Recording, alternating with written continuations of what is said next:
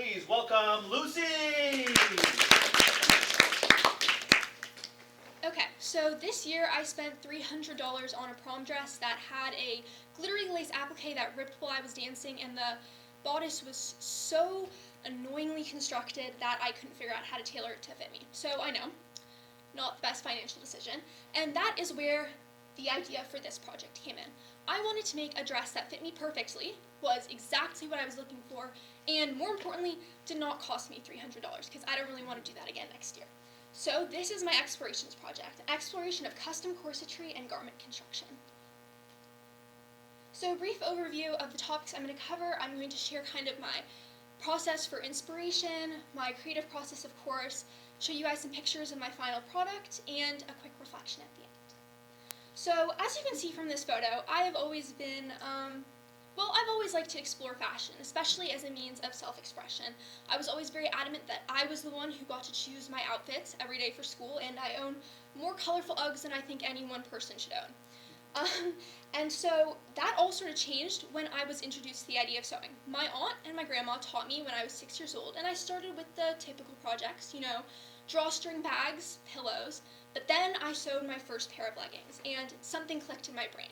Suddenly, I was able to create and customize any piece of clothing I wanted to be exactly what I was envisioning in my mind, and from there, the creativity just blossomed. And that relates to my first 21st century skill that I'm exploring, creativity, the act of bringing something into existence. And specifically, this has personal meaning to me because it is going to be my prom dress next year, hopefully. And also, more specifically, risk-taking. I have never fully drafted a pattern for a dress before. I usually piggyback off of patterns I've purchased or garment blocks, but for this project, I really wanted to push myself to new limits and see if I could draft a pattern for a dress entirely by myself. And also, I wanted to implement through that pattern a couple new techniques that I had maybe seen in other patterns and done, like darts as well as boning channels, but I had never implemented them successfully in a pattern that I had designed before. So that's when I got to sketching. So far on the, I guess it would be the left of the screen, you have the first sketch that I ever made of this dress. And you can kind of see the evolution as I got to my finalized illustration of this dress, that some pieces stayed consistent and some pieces changed up. Like the pattern on the bodice in terms of lace and the boning channels was pretty consistent, but the silhouette of the skirt and where I had the lace pieces on the bust was less consistent.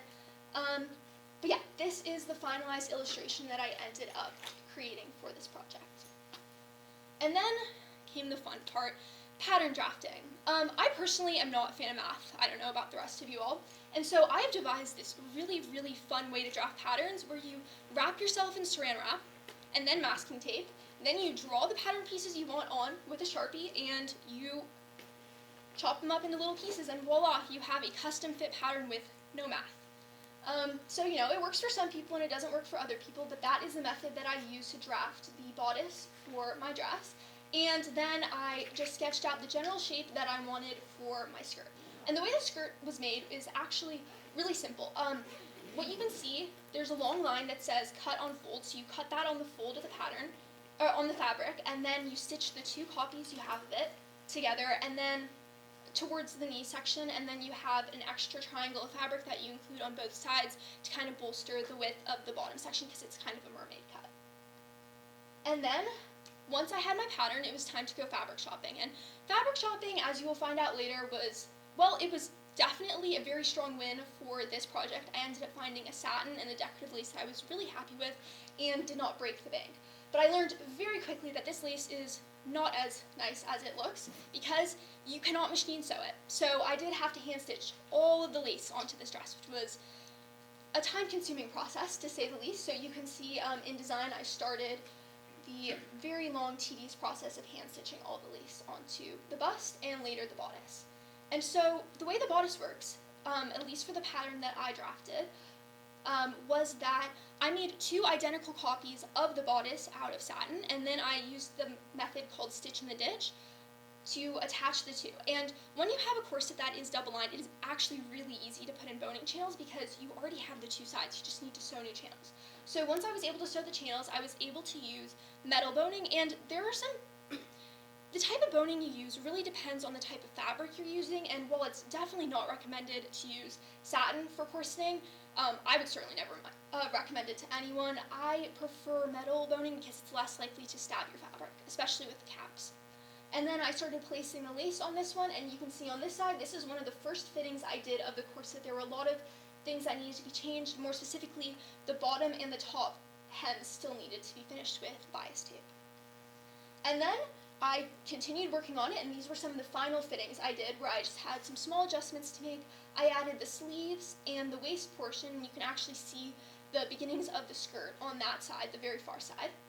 I think this stayed quite true to my original design, and in terms of final adjustments, it was just tacking on a few extra pieces of lace and adjusting the placement of a few things to make sure everything was as centered as possible.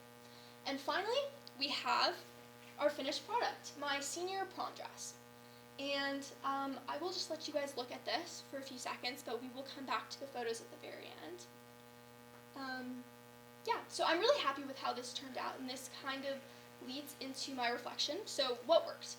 I think that my dress was a really strong representation of my original design. I came up with a plan, I stuck to the plan, and I'm really happy with all the new techniques that I learned. I think the darts worked out really well. Despite the issues with the material, I think the corseting ended up, it was structurally quite nice. What didn't work was, one, hand stitching, so much hand stitching, I never want to do that again, and two, the grommets. I bought a not so nice grommet kit off of Amazon, which didn't end up working, so I had to manually put all the grommets in with a pair of pliers and a hammer, and ended up spraining my wrist doing this, so I would not recommend. I would just invest in a nicer grommet kit. Any questions?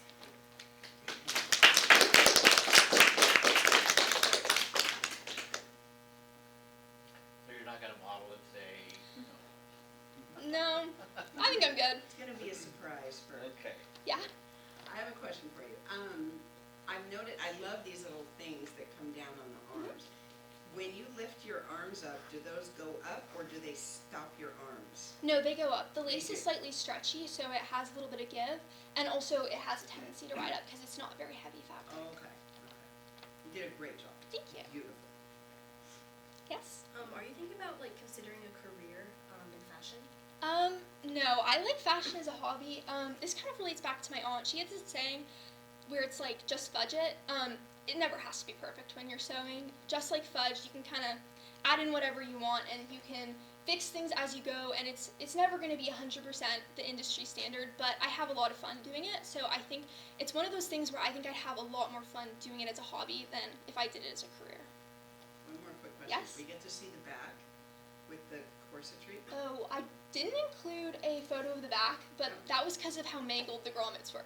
It was a process. Yes, grommets are a challenge. Yes? I just want to. Is this your first dress that you like made from scratch? No, I've made a couple dresses, but never with a pattern that I've drafted. Oh, on well, my own. this is really awesome for a first time, like your own Thank you. pattern, and I just want to say it looks beautiful and it's gonna look really awesome next year. Thanks. Yes? This is a whole new side that you've shown. Your creative ability and ambition. I've known you as a writer, a serious writer in my class in the last year. What does dressmaking have to do with being a writer? What are some of the similarities between the two art forms? I think it's all about personal expression. I think I've said a lot in your class and in my reflections that everything I write I feel is a reflection of who I am as a writer and who I am as a person. And I very much wanted this dress to be a reflection of who I am as a person, especially when it came to measurements. Like I said at the beginning, my prom dress for this year, there were some areas that I wish I could have tailored to fit slightly better, and I couldn't because of how it was constructed. And this, because it was tailored exactly to me, it's probably one of the best fitting formal dresses I've ever worn, and I think that's really special to me. Yes?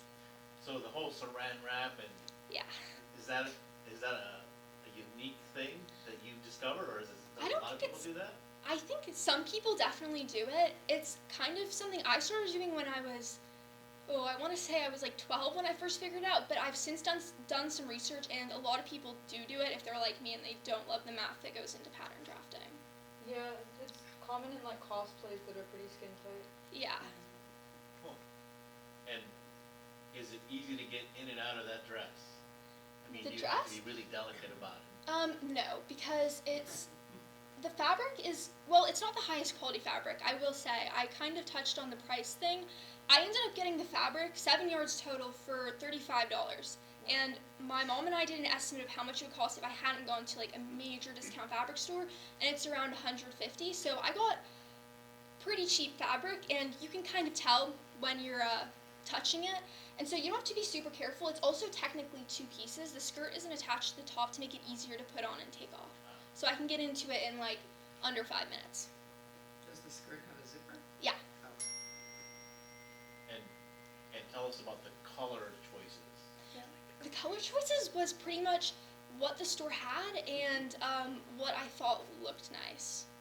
It's kind of because So you didn't go in there with a particular color scheme. I knew that I wanted the satin and the lace to match, but I didn't know what they were going to have because the fabric store I go to doesn't have an online store. So it's kind of whatever they have that day. And I had like some general color combos. Like the bluish purple was definitely one I was looking into, but I was also looking at like teals and purples. Well, your date's gonna look terrible. You're gonna show them up big time. Beautiful, right, guys? Any other last comments? Yes, I just think this is so beautiful, and also can you make me one? definitely. Next year. Okay. Thank you very much.